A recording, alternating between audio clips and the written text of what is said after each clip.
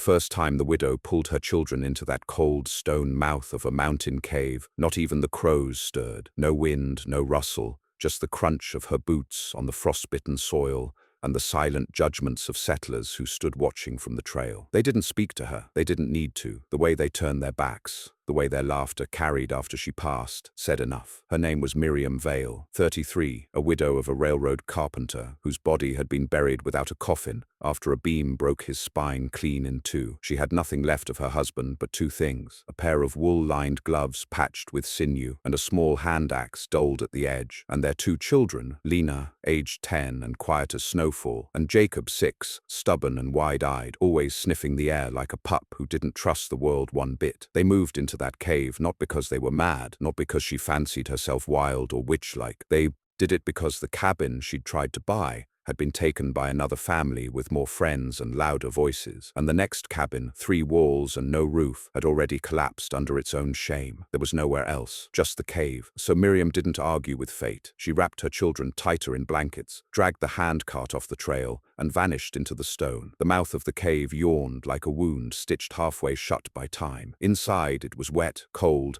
and smelled like iron and moss. But it was deep. 40 feet inward, the rock opened wider, forming a chamber that once might have held fire pits and stories from an older people. That first night, with the children curled into her ribs, Miriam kept her hand on the axe. Not for mountain cats or wolves, but because she knew settlers. Some of them thought caves belonged to men who drank too much or lost their minds in gold fever. A woman who claimed one? That was just tempting the worst kind of visitor. They made it livable. By the end of the first week, the entry had been blocked with a half wall of stone and timber. Smoke curled through a crack they'd dug higher with stones and damp clay. She lined the inside with pine boughs, trapping heat and smell. When the children shivered, she boiled broth from root and marrow until the air felt thick and warm. And always, when footsteps passed near the rocks above, Miriam fell still, listening with her eyes. The settlers called it the mole hole. One of them, Bart Crawley, even offered her pity wrapped in insult. He rode up to the trail, leaned down from his mule, and hollered into the wind. "You sure you don't want to come down and live with folks? Ain't no shame in asking for help. Just looks mighty sad from up here, that's all. Sad and cold." She didn't answer, just held her daughter's hand tighter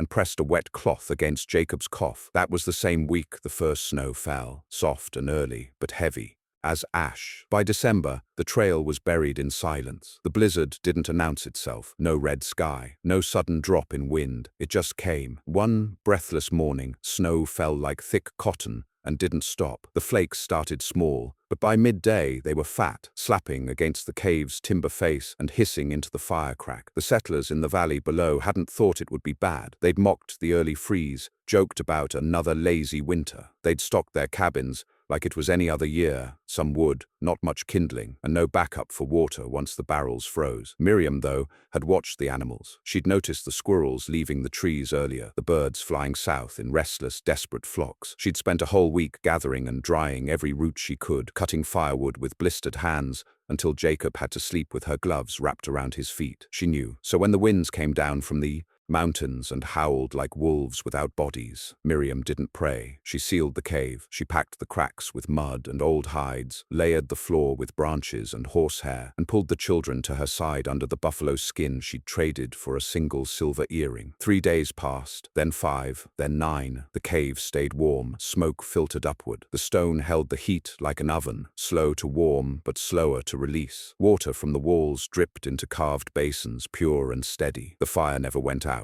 and the children didn't cough anymore. They sang softly. They played with pine cones and stones and made shadows dance against the walls. Outside, things weren't quiet. On the 12th day, she heard it. Footsteps. Not a settler walking proud, but someone stumbling, one boot dragging. She looked through the peephole she'd left above the wood wall and saw a figure crumple in the snow. A man wrapped in a coat 2 sizes too small, beard frozen stiff. She didn't recognize the face until the wind knocked the hat aside. It was Bart Crawley. His eyes were wide, his lips cracked black. Miriam didn't rush. She waited, made sure the wind didn't carry any others. Only then did she pull aside the timber plank and step into the blizzard. Her gloves froze in seconds. She bent, grabbed Bart beneath the arms, and dragged him into the mouth of the cave like a corpse into a tomb. When he woke, he cried. He wept openly, like a child, told her that his chimney had collapsed on the 3rd night, that his youngest had died in his his arms from cold, and the others scattered toward towns that might not even still be there. He had nothing. No fire, no food, no rope, just the coat and the last trail he could find, which led here. He said sorry for the jokes, for the name-calling, for the pity he mistook for help. Miriam didn't speak. She fed him broth, laid him near the fire, and let Jacob place stones around him to trap more heat. By the 15th day, more came. First a woman with frostbitten fingers, then a man carrying his daughter wrapped in gunny sackcloth, a boy whose dog had frozen beside him in the night. They came limping, crying, dragging sleds and half-starved donkeys. They came up the trail that led nowhere but a cave in the stone. She didn't turn them away. The cave was made for 3, but it fit 12, barely. Miriam gave up her sleeping mat. She taught them how to build a stone wall to reflect heat, how to boil pine needles for strength, how to melt snow safely without blackening the fire. And when the last family arrived, she didn't ask why they had come. She just made room. They stopped calling it the mole hole. They called it the oven. And still the storm did not stop. Snow piled high enough to swallow fences. Chimneys vanished. Trees cracked in the weight. Men who tried to dig out their cabins sometimes vanished in drifts taller than barns. The ones who lived, who escaped the lower valley with their skin intact, said it wasn't just a winter, it was the punishment of God himself, or maybe something older. The cave, meanwhile, stayed warm, but it had limits. By the 19th day, the woodpile was halfway gone. Miriam knew how to stretch it, but there were mouths now, more mouths than logs. And when the roots started to spoil, she realized something else. Not everyone would make it if the snow didn't stop soon. That night, she stood outside the wall of the cave, listening to the snow, watching the clouds churn, holding her axe. And from the trail below, lit by moonlight through cloud-split sky, she saw another figure approaching, stumbling. No coat, no shoes, just a blanket. Behind them, something darker loomed. Not snow, not fog, but motion. A group. She turned, went back inside, woke the fire, told them to stay quiet, to stay low. Then she waited, because not everyone who came up that trail would be looking for warmth. Not anymore. Miriam Vale stood at the sealed cave entrance, hand wrapped tight around the dull haft of her axe, listening not for the wind or the moan of snow, but for footsteps, real ones, intentional, cautious, the kind of sound that didn't belong to someone lost, but to someone hunting. Behind her, the air of the cave pulsed with warmth and breath. A dozen bodies, some wrapped in furs, others in patched rags, all pressed together, their sleep uneasy. Her children were buried beneath her buffalo hide, their faces red-cheeked and damp from heat, but safe. Lena stirred, sensing the change in her mother's posture. But Miriam didn't speak. The figure in the trail below grew clearer now, tall, limping, dragging one leg through the waist-high snow. The group behind him slowed, stopping short, maybe waiting for a signal. 5, maybe 6 silhouettes in total, too quiet for desperate settlers, too deliberate for wanderers. Miriam squinted through the frost. The leader's coat flapped open, no buttons, shirt. Underneath was missing a sleeve. Hands were bare. His breath rose and broke like smoke, and his pace slowed as he reached a drift near the base of the rocks. He didn't call out, didn't wave, just stood there, swaying slightly, as if waiting to see if something would move in return. Then softly came the whistle. 3 notes, low, then silence. Miriam froze. It wasn't a melody of desperation. It wasn't a prayer for shelter. It was a signal. She'd heard it once before, months back, when she'd passed through Juniper Hollow to trade the last of her silver for flint. A man had whistled it from behind the stable, and a young boy had passed him a satchel heavy with meat. She didn't know what was inside then, but she'd seen the butcher's mark on the bag. That same whistle, that same rhythm, a thieves' signal. She stepped back from the peephole, heart thudding slow and steady like hooves through snow. Bandits, or worse, deserters, men who'd fled the mining camps or the winter militias, turned rogue and hungry, watching the valley for signs of heat and smoke. And what better mark than a cave billowing warmth while cabins below choked in frost? She had one chance, one breath. She moved to the fire, pulled 2 charred logs aside, and retrieved the small iron pot hidden in the ash. Inside, bear grease, cold as wax. She smeared it across her cheeks, her brow, the back of her neck, every place heat escaped quickest. Then she lifted the axe, turned to the group huddled in the back chamber, and whispered, "Do not speak, do not cry out. If they come through, take the children and crawl through the back chute. You know where it goes." A man in the group, a schoolteacher who'd lost his wife to fever, opened his mouth to protest. Miriam silenced him with a look that made even the fire seem to flinch. She returned to the barrier, moved the plank an inch, and waited. The first knock was polite, then came another, harder, then a voice, dry, deep, slurred, slightly by cold. "Ma'am, we're cold, just travelers, ain't meanin' harm." Another figure stepped forward, younger, beard frozen stiff to his collarbone. He held something under his coat. Miriam didn't need to see it to know it was a weapon. They always carried the weight the same way, one shoulder dipped low, ready to draw. "We seen the smoke," he continued. "Seen it a long while. Followed it. Figured you might share a flame." She didn't answer, just let silence hang in the air. Then the younger one laughed, loud, sharp, a little too wild. "She's in there all right. Probably got a stew going. Hey, how many folks you got in there, miss? You got room for 6 more?"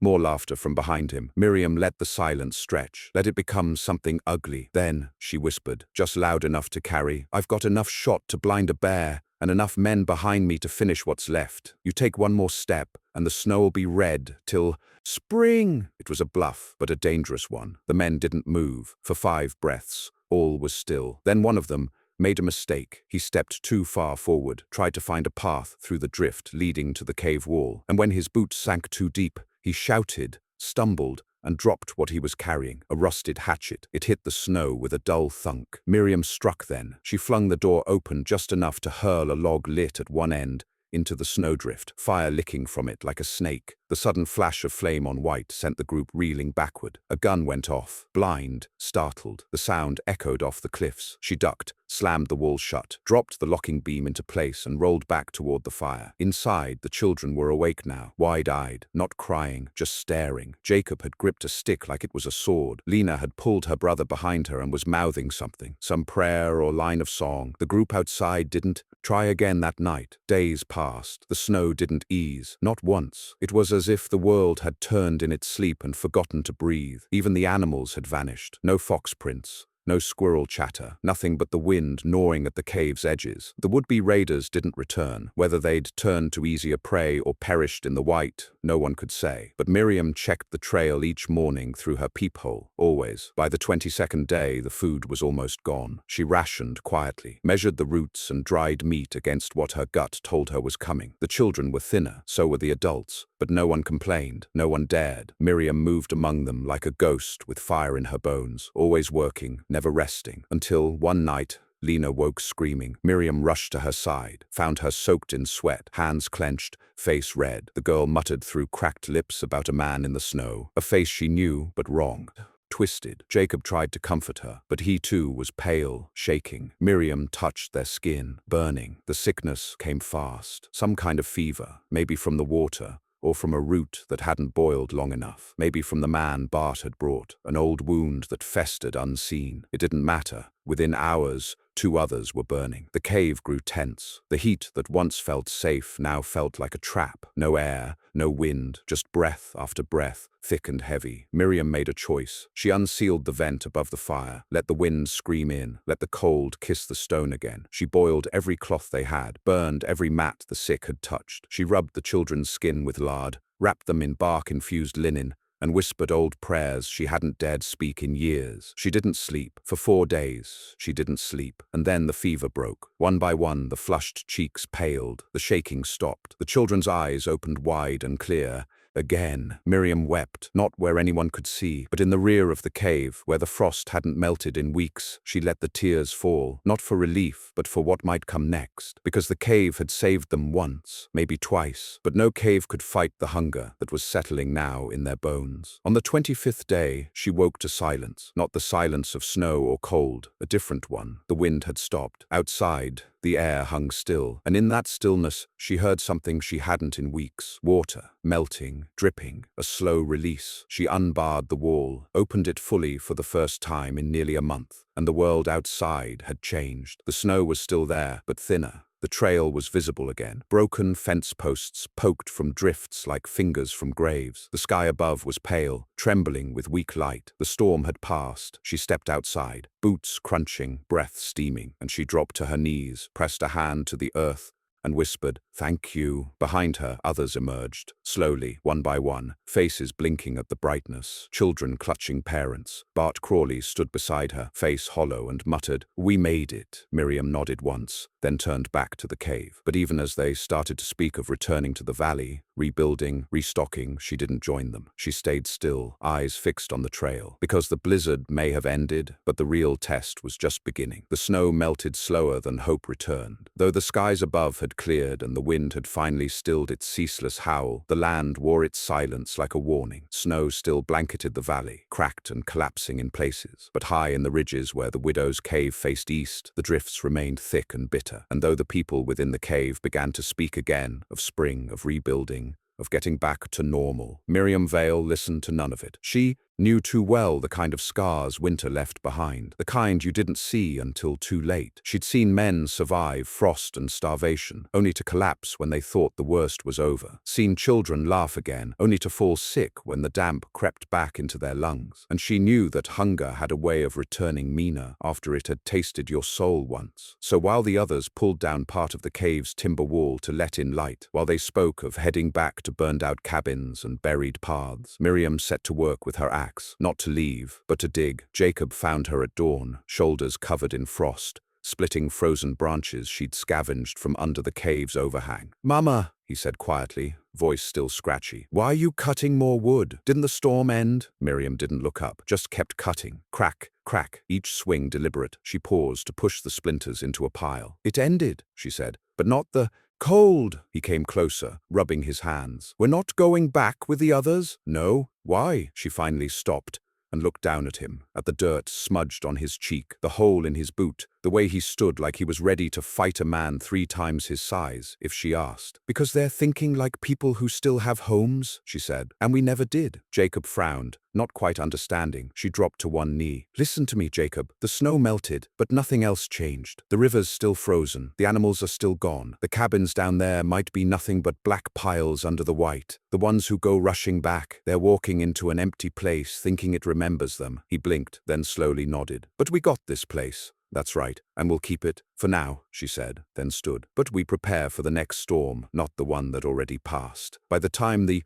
other families made ready to leave the cave, Miriam had already restocked 2 days' worth of firewood. She'd dug a new runoff channel for melting snow and reinforced the vent with a wooden brace from a broken sled. The settlers offered her thanks. Some tried to hug her. Bart Crawley, pale and still carrying the look of a man who hadn't slept right since the fever, stood at the cave's threshold, hesitant. "You sure you'll be all right?" he asked. "You and the kids?" Miriam gave him a look that might have been humor or might have been pity. "I've been all right since before you learned how to dry your boots right, Bart." He scratched the back of his neck, embarrassed. We could leave some supplies. Me and the Breckons, we talked. You saved our lives." Miriam glanced back into the cave where Jacob was boiling pine sap and Lena was sorting dried grasses for kindling. "You'll need them more than we will." He hesitated. "You're sure?" "I'm not sure of anything," she said. "But I'm not fool enough to think the land owes us anything." He nodded slowly, then stepped back. The others followed, heading down the trail in a staggered, silent procession, feet crunching against the half-frozen slush. Not one of them looked up at the ridge behind them. Not one of them saw Miriam stand at the cave mouth until they disappeared over the rise, watching like a hawk who'd seen too many winters. Then she went back inside. The thaw brought with it strange things. First, the crows returned, quietly at first, perching along the rocky ridges above the cave, staring. Then came the scent, something sour in the wind, like rot, half-frozen. Jacob noticed it before she did. He said it made his nose hurt. Miriam knew what it was immediately. Death. The valley below had begun to reveal its secrets, and on the 3rd morning of sun, Jacob returned from fetching snowmelt with a strange, twisted expression. "There's something sticking out of the snow," he said, "down by the edge of the rocks. Looks like a wheel." Miriam followed him. It wasn't just a wheel. It was a wagon, half buried in a drift, its canvas cover torn and frozen into stiff folds. No horse, no sled marks, just the wagon, tilted, one axle broken, the other locked in place by a boulder. Miriam approached cautiously, axe in hand. She circled it, found the canvas entrance ripped open, and inside, supplies, not many, but real ones. A barrel of dried cornmeal, 2 sacks of oats, an iron kettle, and 3 sealed jars of what looked like honey. Under a blanket near the back lay a rifle, rusted but whole, and beside it a Bible wrapped in waxed cloth. No body. That more than anything made her pause. "Someone died here," she muttered. "Or they ran," Jacob said. She looked at him, surprised. He shrugged. "That's what I'd do. If the storm hit and the horse fell or ran, I'd grab what I could and run." She stared at them. wagon a while longer, then nodded. "We'll take what we can. Leave the rest untouched for 3 days. If no one returns, we claim it." 3 days passed. No one came. By early March, the cave no longer felt like a shelter. It felt like a fortress. Miriam had turned the narrow chute in the back into a second exit. She taught Lena how to smoke moss to mask the scent of stew from animals. She made Jacob practice walking silently on stone, barefoot, in case he ever had to flee in silence. She kept the rifle beside her at night, not loaded, not yet, but cleaned and primed. Then one morning a dog came. It was mangy, ribs showing, a scar across one eye. Jacob heard it first, whining near the edge of the trail. Miriam watched it for a long time before she approached, bread in hand. It didn't bolt, just stared. Then, without a sound, it turned and ran back the way it came, down into the valley. That night, Miriam sat by the fire, holding a jar of honey in her lap, staring into the flames. "They're coming back," she said. Lena looked up. "Who? The ones who didn't make it before, the ones who stayed too long, or the ones who ran too fast?" Jacob shifted uncomfortably. "Will they come here?" "Maybe." Lena hugged her knees. "What if they try to take the cave?" Miriam didn't answer right away. Then she said, "Then we'll remind them it's not just a hole in the mountain. It's ours." It was 2 weeks later when the first stranger arrived. A man, tall, wrapped in buffalo hide, face gaunt and shadowed by grime. He didn't carry a weapon. He didn't speak, just stood near the old trail and waited. Miriam saw him from the lookout, watched as he knelt in the snow, placed something in front of him, a small bundle, and stood again. Then he left. When she reached the spot, the bundle was still warm. Inside, a pouch of dried fruit and a torn scrap of parchment with one word inked in rough strokes. "Safe." Miriam stared at it for a long time. Then, without knowing why, she whispered, "Not yet." She took the fruit, left a small piece of flint in its place, and returned to the cave. The snow didn't return that year, but the hunger did. Spring came late and thin. Game was scarce. The river, when it finally thawed, ran low and slow. The towns to the east hadn't sent supplies. They were worse off than the frontier. Word spread. Miriam never knew who started it. Maybe Bart, maybe one of the others who survived. But people began to talk of the cave widow, the one who outlasted the storm, the one who built warmth where no man could. They came in pairs, in families, a boy with frostbitten toes, a woman carrying twins in rags, a man dragging a handcart with one arm, the other wrapped in bloody cloth. Some wanted shelter. Some just wanted to know how she'd done it. She didn't offer answers. She offered wood, a cup of broth, a warning. "The land doesn't love us," she said. "It just forgets to kill us sometimes." They left with that. Some returned weeks later, alive. Others didn't. But the cave endured, not because it was warm, but because Miriam Vale had learned a truth others hadn't. Survival wasn't about fire or food. It was about watching, waiting, knowing when to act and when to hold still like stone, and when to become a storm all your own. The spring that followed that terrible winter wasn't a spring at all. It was a long, drawn-out thaw. A tired exhale from the mountains that barely warmed the land before it rolled back into silence. Snow didn't vanish so much as retreat reluctantly, in streaks and ridges. Grass didn't return in bursts, but in whispers. The river cut low and weak through the valley, like a blade dulled from too many wounds. And through all of it, the widow and her children remained in the cave. Some settlers returned to cabins that no longer stood. Others found their homes intact but haunted by absence, by rot, by the cold that still seeped from the floorboards like old ghosts. What few outposts still functioned offered no help. The supply trains were broken, trade lines silent, and every hand that might have once offered bread now gripped their own crust too tight to share. But Miriam Vale did not ask. She did not knock on doors or leave signs in the road. She simply lived. By mid-April, word had reached as far as Boone's Hollow. "There's a woman in the cave above Widow's Rock. She never left. She made it through. If you're starving, maybe she can teach you how to last." And they came. Not in mobs, not yet, but steady. Always with that same look in their eyes, desperation salted with disbelief, like they didn't know whether to beg, barter, or accuse her of witchcraft. Miriam didn't welcome them, not with smiles or stories, but she fed them, taught them, sent them away stronger than they'd arrived. And in the minds of many, she became something more than a mother or widow. She became a myth. It wasn't until the 3rd week of May that a knock came, not for food nor warmth, but for ownership. Miriam was binding sticks into a new rack for drying fish, a trick she'd learned by accident after a spring run had sent trout swarming the lower stream. When she heard the sound, not a knock at first, a voice, clear, loud, practiced. "Name's Alden Voss. I'm coming up." She paused. Jacob peeked from inside the cave, where he'd been shaping flint against stone. "Who's that?" "No one we know." Miriam muttered. The man appeared moments later, stepping up the trail like he had every right in the world. Tall, lean, wearing a cityman's coat, brushed wool with silver trim, dusty but clearly well cared for. He had a trimmed beard, dark gloves, and boots without a single crack. "Miss Vale?" he asked, like he already knew her. Miriam didn't answer. "I was told you were up here, that you'd taken shelter in this cave over winter." He gestured to the slope. "That's county land, you know, designated as Wilderness Reserve." She raised one brow. "County sent you?" "Not officially," he said with a grin, "but the council's reorganizing. After the storms, they're reassessing land use. They're claiming territory, assigning new settlement boundaries. That includes natural shelters." Miriam's fingers curled around the twine she'd been using. "You're here to evict me?" Alden Voss chuckled, like she'd told a good joke. No, I'm here to offer an arrangement. You've got something special here, ma'am. A reputation. People are talking about what you did up here, how you survived, how you kept others alive. That kind of story travels." She said nothing. He continued. "The new settlers, they're coming in by the dozens. They'll need guidance, they'll need shelter. If this cave becomes county property, we'd rather have someone like you managing it than some greenhorn who's never swung an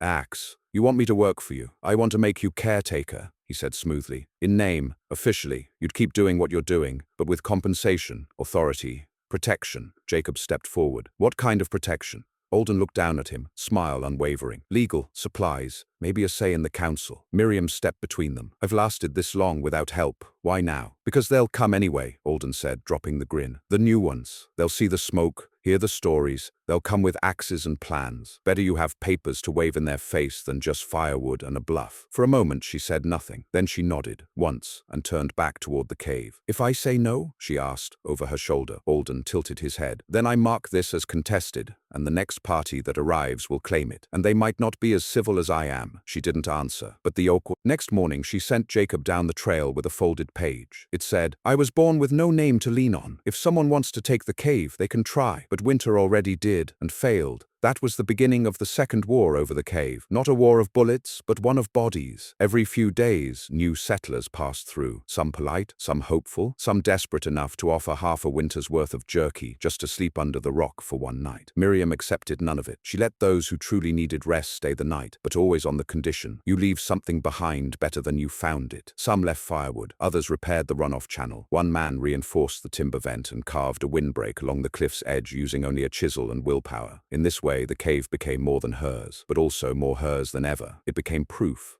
that a woman alone, armed with nothing but grit and 2 children, could outlast the land's worst fury and build something from it. That summer, wildflowers returned to the ridges, thin, tired blooms, but blooms nonetheless. Jacob grew stronger. His cough vanished, his legs longer. He learned to trap rabbits and skin them with minimal waste. Lena started writing in charcoal along the inner cave wall, sketching scenes from memory: blizzards, faces, firelight, shadows of trees. One day Miriam caught her drawing a face with a badge pinned to its chest. "Who's that?" she asked. "The man who tried to take our home," Lena said quietly. "I wanted to remember." Miriam didn't scold her. She simply nodded and said, "Then make sure you draw the cave bigger than him." Fall came early, not harsh, not cruel, just fast, like the mountain had forgotten it was summer. Leaves fell while some trees were still green. Wind snapped through the ridges like it was searching for something it lost last year. And on the last warm day of September, a family appeared. At the base of the trail, a woman, 3 children, no father. They looked starved but proud. The woman carried a bow with cracked limbs and a spine like bent steel. She didn't beg, just waited. Miriam watched them for a full hour before calling down. "You carrying sickness?" "No." "Carrying greed?" "No." "Then come up slow." They did, the children wide-eyed, the woman nodding once. They stayed 3 nights, repaired part of the outer wall, left a bundle of dried berries and a stitched pouch of salt. Before leaving, the woman turned and said, "They say you're a witch." "I'm not," Miriam said. "They say the mountain spared you." "It didn't." "Then what did?" Miriam thought for a long time, then answered, "I refuse to die." That winter came quiet, no blizzard, no scream from the clouds, but it came still, and by then the cave wasn't just a shelter, it was a legend. And Miriam Vale? She was something more than that. She was the storm that stayed, the mountain's daughter, the fire that winter failed to smother. And as the snow returned, gentle and slow, curling along the ridge like it was knocking politely this time. Miriam stood at the entrance with her children and did not flinch, because now the cave was ready, and so was she. The second winter did not scream, it crept. It came not like an invader, but like a ghost, frost nibbling at the grass before sunup, ice growing in the bucket overnight, a silent tightening of the world day after day until the warmth no longer returned in full. The storm of the last year had been a fury, a war against flesh and timber, but this winter was something else, quieter, crueler, patient, and Miriam Vale, now known from one ridge to the next as the Cave Widow, was ready. But even she did not expect what that second winter would demand. By the first snowfall in mid-October, the cave was fortified in ways even she hadn't imagined the year before. The timber wall had been rebuilt twice, now double thick, with mud packing the inner layer like bricks. A sloped overhang of scavenged tin sheets directed rain and melt away from the entrance. Inside, a layered floor of woven straw mats and buffalo hide trapped warmth better than any cabin floor. There were 7 caches, 1 for meat, 2 for roots, 1 for firewood, 1 hidden cache of medical bark and poultices, 1 for kindling and paper, and 1 buried far behind the cave's farthest point, reserved only for the children if they ever had to flee alone. The cave no longer housed only Miriam and her children. A few of the original survivors had returned, not just to visit, but to stay, not because they had nowhere else to go, but because they had seen what it was like to survive near her, because the cave had become the only home they trusted in a world that had betrayed them. There was old Bart Crawley, who had lost his cabin and his pride, but gained a kind of steady devotion to the widow. There was Miss Eleanor Hart, a sharp-tongued former schoolteacher who limped from a bad hip but had more knowledge of herbs and dried roots than any preacher had verses. There was little Mags, barely 6, whose parents had not survived the last thaw, and a few others. 10 souls in all, with Miriam and the children. And though no one claimed her as their leader, everyone followed her hands. She spent her mornings teaching, not from books, but from muscle, how to gut a rabbit in 10 seconds, how to read the temperature of stone by the crackle of the fire, how to breathe through a fever, how to store snow so it melted clean, how to hear the difference between footsteps meant to flee and footsteps meant to steal. And every evening, as the wind grew sharp, she sat beside Jacob and Lena at the fire's edge and told stories, not of magic, not of heroes, but of warnings dressed as fables. The man who forgot to check his flu and burned in his sleep, the child who laughed too loudly and drew coyotes, the woman who trusted a stranger who smiled with too many teeth. Every tale ended the same way. But the cave never lied. That's what she'd say. That's what the children repeated like scripture. The cave never lied. The first test of the new winter came on the 3rd week of snow. A boy, no older than 15, appeared at the mouth of the trail, dragging a sled with 2 burlap sacks tied to it. His lips were blue, his hands gloveless, but his eyes were wide and alert. He didn't cry or call out. He waited. Miriam stepped outside, axe slung over her shoulder. She said nothing for a long time, just stared. Then she nodded once. "Come forward." He stumbled, fell, tried to stand, but couldn't. She ran to him then, catching his elbow. The others rushed down, carrying him up the trail. Inside, as they cut his boots free and thawed his fingers with warm cloth, he managed 2 words. "They're coming." "Who?" Miriam asked. He couldn't say. His throat cracked with cold. But the next morning, smoke rose from the ridge east of the valley. Not a cabin, not a signal fire, a camp. Within a week, they saw the signs. Tracks through the snow, heavy with weight, wide as wagon ruts. Footsteps that circled back. Scented cloth hung high on tree branches. Someone marking territory. Miriam stood on the ridge, watching. "We've got squatters," Bart said. "That's militia campfire style. Tight, fast burning, probably 5 or 6 men. They know how to wait." "They're not waiting," Miriam said. "They're watching." "Us?" "Not yet, but soon." Eleanor folded her arms. "They came all the way up this ridge for something. It wasn't the view." On the 9th night, the visitors came. Not guns blazing, just a single figure. He stood at the edge of the trail, cloak wrapped tight, wide hat drawn low. He didn't knock, didn't whistle, just stood, silent as a post, until Miriam opened the door and stepped into the snow. "You looking for shelter?" she asked. The man didn't respond. His beard was patchy. His hands were gloved, but the left hand trembled faintly. "You sick?" she asked. "No." "You armed?" "Yes." She didn't blink. "Say what you came to say." He took a long breath. "This cave, heard it kept folks alive last year." "It did. My men and me, we need shelter." "How many?" 6. "You're 1 man. That's not 6. He smiled, barely. "We don't all walk at the same speed," she considered. "You're carrying weapons?" "Always." "Then no." He tilted his head. "We'll trade." I don't trade with men who lie with quiet eyes. His hand twitched toward his coat. She didn't reach for her axe, just said, calm as anything. You're not the first man who tried to take something warm from me, but the last one didn't leave walking. He paused, measured her, then stepped back. You'll see me again, he said. I see you now, she replied. He vanished into the trees like smoke. That night Miriam didn't sleep. She boiled pine sap and bear lard into a thick mixture and spread it along the inside of the wall. Added insulation, yes, but also an old trick to dull the scent of smoke and bodies. She reinforced the rear vent, checked the caches, counted the root bundles 3 times. Then she woke Jacob. You remember the chute I showed you last spring? He nodded. Behind the big stone. Take Lena tomorrow. Go through it. Find the trail on the other side. If anything happens, if you hear shouting, or the fire goes out and doesn't come back, you run. You don't wait. You don't come back. He looked like he wanted to argue, but he saw the look in her eyes and didn't. The attack came on the 12th night, not with cannon fire or war cries, just the soft crack of a twig under a boot, then another, then silence. Miriam stood inside the main room of the cave, every torch extinguished, every sound held still. She had set a line of tripwires, nothing fancy, just fishing twine strung with tin scraps from the old kettle. When it rattled, she raised the axe. The wall shuddered, once, twice, then the timber frame buckled inward with a crash. A shape leapt through, tall, fast, followed by another. Bart fired a single shot from the back. Sparks lit the air, then chaos. Miriam didn't swing like a soldier. She moved like a mother who'd memorized every stone under her feet. She struck once, blunt side of the axe, into the ribs of the first man. He went down. The second grabbed her shoulder, spun her. She headbutted him. Blood spilled. He screamed, but more were coming. Eleanor was shouting. Bart was reloading. One of the children cried out, and then, from the rear of the cave, a sudden gust, cold air, the chute. Jacob and Lena had gone. Miriam smiled, then turned and swung the axe again. It lasted less than 3 minutes. 3 of them lay